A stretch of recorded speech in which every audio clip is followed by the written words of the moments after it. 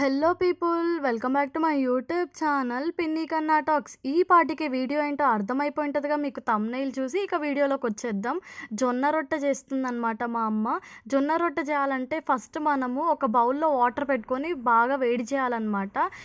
ఇంకో బౌల్లో జొన్న పిండి తీసుకొని తర్వాత ఆ వేడి వాటర్ని అలా వేస్తూ స్పూన్తో అలా కొంచెం కలుపుకున్నాక తర్వాత ఇంకా కొంచెం వాటర్ చల్లగా అయిపోయింటగా వేసుకుంటూ పిండిని బాగా మెత్తగా కలపాలన్నమాట.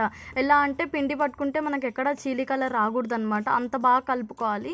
తర్వాత ఒట్టి పిండిని పీట పైన వేసుకొని తర్వాత మనం కలిపిన పిండిని పెట్టుకొని అలా మా మమ్మీ అక్కడ ఎలా తడుతుందో అలా తట్టాలన్నమాట.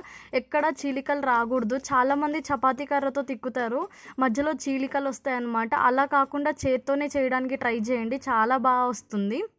ఇంకా తర్వాత అలా మా మమ్మీ తీసింది కదా, విరగకుండా అలా మెల్లిగా తీసి పెనం పైన వేసుకొని మనకు ఒక సైడ్ కాలింది అని అనిపించినప్పుడు క్లాత్ వాటర్ తీసుకొని పైన ఇలా రబ్ చేసిన తర్వాత తిప్పేయాలన్నమాట. తిప్పేసిన తర్వాత ఇలా ఎలా అంటే ఇంకా మొత్తం చూసుకోవాలన్నమాట. ఇది పిండి కదా, మనం ఆయిల్ కూడా ఏం యూజ్ చేయం కాబట్టి జొన్న రొట్టె అన్ని సైడ్లు కాలాలన్నమాట, లేకపోతే మనకు పచ్చిగా అనిపిస్తుంది.